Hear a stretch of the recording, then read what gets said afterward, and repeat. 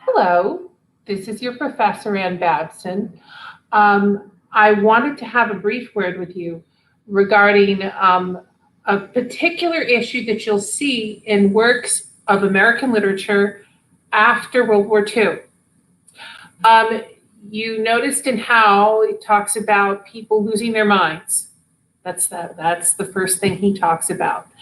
Blanche Dubois in Streetcar Named Desire, she loses her mind. Um, Willie Loman in the work Death of a Salesman, he's suicidal, and it may be for very pragmatic reasons, but we generally consider in our society that to be suicidal is a sign of insanity.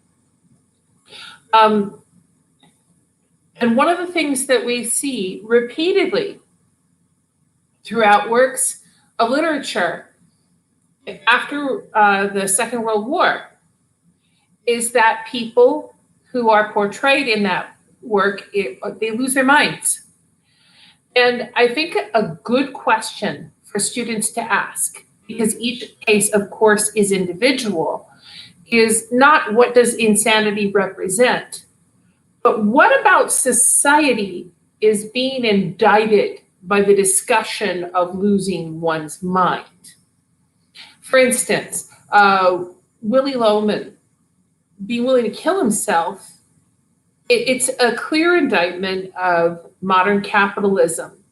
He sees himself as a dime a dozen. He sees himself as worthless because as a salesman, he is not doing a great job. And he complains about how he's really not actually made anything in this system, that he made it his friend stoop. You'll see that later on in our readings. The number of reasons people lose their minds in the poem Howl, I would need as much time as it takes to recite Howl to tell you the number of reasons, but it is generally an indictment of the military-industrial complex and sexual politics in the United States. The idea that personal freedom is not respected and warmongering occurs. There is a kind of trauma that causes the poem Howl to itself sound like an insane rant, even though it is not an insane rant. It's an incredibly well-crafted poem. There is also the work, A Streetcar Named Desire. Blanche is well on her way to insanity by the time she arrives at Stella and Stanley's apartment in New Orleans. The house that she associates with her social rank has been lost, and she cannot face the brutality of her life or indeed her own actions. And I think that the play indicts, again, like Ginsberg, the sexual politics that, as the lecture I included for you here, that has zero social consequences for a roughneck guy like Stanley Kowalski, and complete shunning and being chased out of town for nonviolent but seriously provocative sexual behavior from Blanche Dubois as a response to what can only be said to have been a disappointing marriage that ended with her husband's suicide when he was discovered in a room with another man, doing things that his wife had every reason to think meant that they might not be in a healthy marriage together. It's an indictment of homophobia. It's an indictment of a society that celebrates a brutish man over some sort of sweet and illusory things, but doesn't necessarily endorse someone like Blanche Dubois as a great heroine. But the last statement Blanche makes, I have always depended on the kindness of others, is not only memorable, it's sort of the modern problem or sorry, I said it wrong.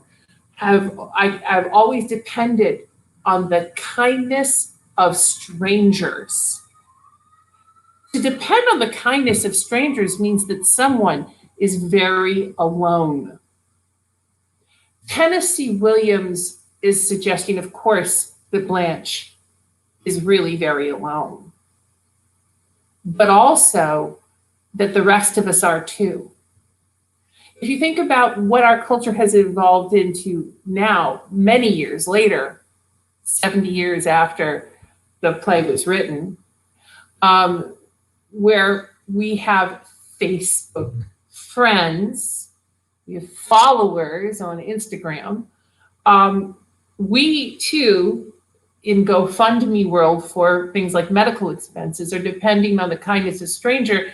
And I believe that Tennessee Williams was sensing a shift in our culture from a structure that had sort of a strong familial bond, communitarian bond, to an anonymous and difficult world to navigate.